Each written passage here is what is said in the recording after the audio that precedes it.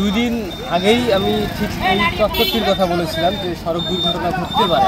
ঠিক আজকে এখন প্রায় 2টা বাজে, অর্থাৎ ঠিক এই সময়টিতে এখানে একটি মোটরসাইকেল দুর্ঘটনা হচ্ছে একটি প্রাইভেট কারের সঙ্গে। এখন কী কারণে দুর্ঘটনা ঘটলো সেটি হচ্ছে, দুই সাইডে যে স্পিড ব্রেকার দেওয়ার কথা ছিল বা স্থানীয়দের যে দাবিটি ছিল সেই দাবিটি কিন্তু মানা হচ্ছে না বা দেওয়া হয়নি, যার কারণে দোরগাছ থেকে আসা একটি বাইক একটি গতি ছিল যে যখন মোটরে সরানোর চেষ্টা করেছে সেই সময় একটি প্রাইভেট কারে গিয়ে ধাক্কা দেয় এবং সে সময় গুরুতর আহত হয় এই চালকরা, অর্থাৎ বেপরোয়া গতির যে চালকরা রয়েছে শুধুমাত্র তাদের কারণেই এই জায়গাতে বারবার দুর্ঘটনা সম্মুখীন হওয়ার একটা সম্ভাবনা আছে। আজকে ঠিক একটু আগে কিছুক্ষণ আগে কিন্তু এই জায়গাটি দেখি মোটরসাইকেল এবং প্রাইভেট কারের মুখোমুখি সংঘর্ষ হয়েছে, এতে তাদের আহত হয়েছে এবং তাদেরকে হাসপাতালে সম্ভবত নেওয়া হচ্ছে।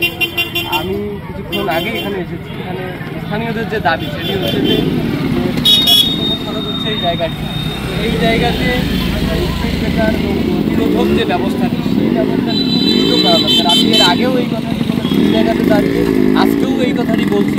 এর মাঝামাঝি সময় কিন্তু আজকে একটি দুর্ঘটনা ঘটেছে এই সড়কে প্রতিনিয়ত, অর্থাৎ প্রতিদিন বিচ্ছিন্নভাবে কিছু দুর্ঘটনার শিকার হচ্ছে এখানকার যে চালকরা রয়েছেন জনসাধারণ। এই ঘটনাগুলো ঘটছে, আসলে এখান থেকে আমাদের বের হতে হবে।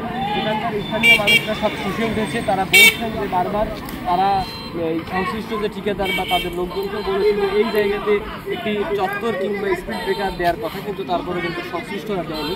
আজকে ঠিক এই জায়গাতে সংঘর্ষ ঘটনা ঘটেছে। আসলে আমরা কোথায় গিয়ে কার কাছে আমাদের দাবিগুলো তুলে ধরবো সেই বিষয়গুলো কিন্তু আমরা আজও বুঝতে পারছি।